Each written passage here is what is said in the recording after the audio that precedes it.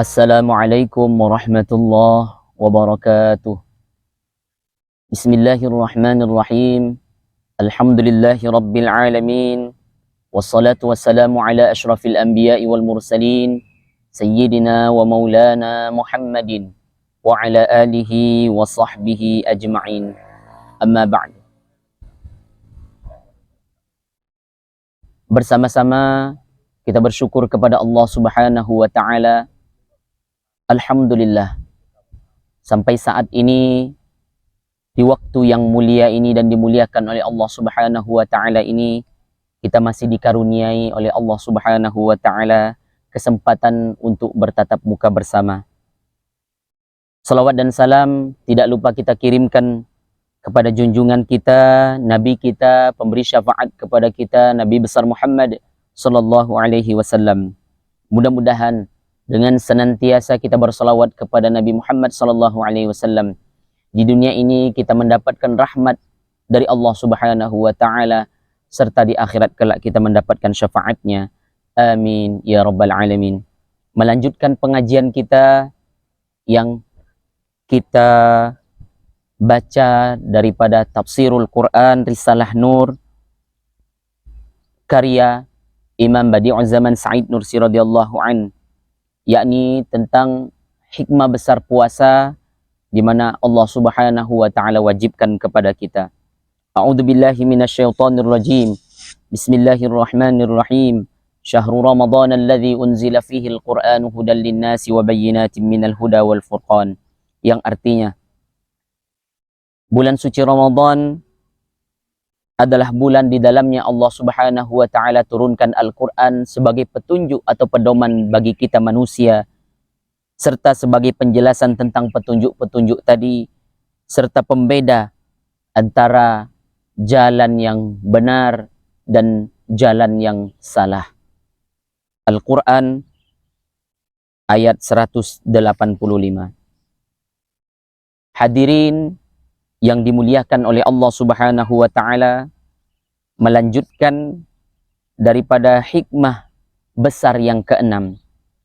Di antara sekian banyak hikmah diwajibkan kita berpuasa oleh Allah Subhanahu wa taala di bulan suci Ramadan, tertuju kepada turunnya Al-Qur'an, dan bahwa bulan Ramadan merupakan waktu turunnya yang terpenting adalah sebagai berikut.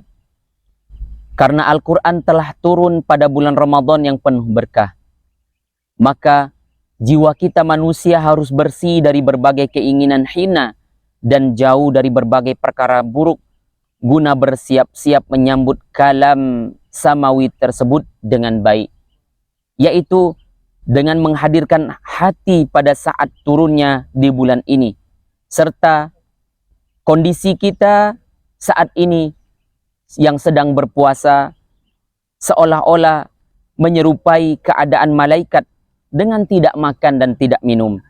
Membaca Al-Quranul Karim seakan-akan ayat-ayat baru turun kembali, menyimaknya dengan khusyuk, serta mendengarkan pesan Allah tersebut agar bisa meraih keadaan spiritual yang mulia, seakan-akan si pembaca mendengar langsung dari Rasulullah sallallahu alaihi wasallam. Jadi seolah-olah kita yang membaca dan mendengar seolah-olah mendengar langsung dari Nabi besar Muhammad sallallahu alaihi wasallam, atau seakan-akan kita mendengarnya langsung dari malaikat Jibril alaihi salam, atau bahkan mendengarnya secara langsung dari sang penutur ilahi atau penutur azali, yaitu Allah Subhanahu wa taala. Kemudian kita menyampaikan dan membacakannya kepada orang lain sambil atau seraya menjelaskan salah satu hikmah turunnya. Hadirin yang dirahmati oleh Allah Subhanahu wa taala, pada bulan Ramadan yang penuh berkah, dunia Islam berubah menjadi seperti masjid.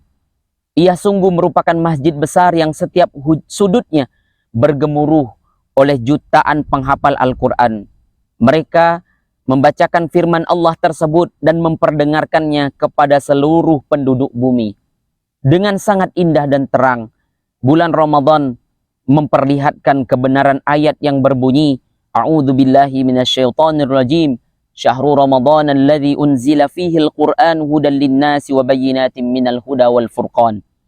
Bulan Ramadan adalah bulan di dalamnya Allah turunkan Al-Quran sebagai petunjuk atau pedoman bagi kita manusia dan sebagai penjelas tentang petunjuk tadi dan pembeda antara yang hak dan yang batil.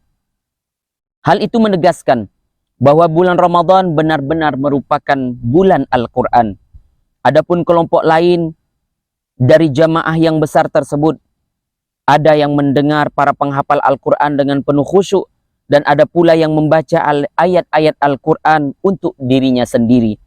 Bukankah menjauhkan diri dari masjid suci tersebut karena sibuk mencari makan dan minum untuk memperturuti nafsu ammarah merupakan sikap yang sangat jelek dan buruk? Bukankah ia akan sangat dibenci oleh jamaah masjid di atas? Demikianlah keadaan orang-orang yang berseberangan dengan kalangan yang berpuasa di bulan Ramadan. Secara moral mereka akan dihinakan dan dikucilkan oleh seluruh dunia Islam. Hadirin para pemirsa yang dirahmati oleh Allah Subhanahu wa taala, mudah-mudahan dengan puasa Ramadan ini kita dapat mengambil hikmahnya, di mana salah satu hikmahnya tadi adalah diturunkannya Al-Quran. Bersama-sama kita mendengar, kita membaca, dan bahkan kita menghafalkan Al-Quran sebagai pedoman bagi hidup kita untuk menggapai kebahagiaan dunia dan akhirat kita.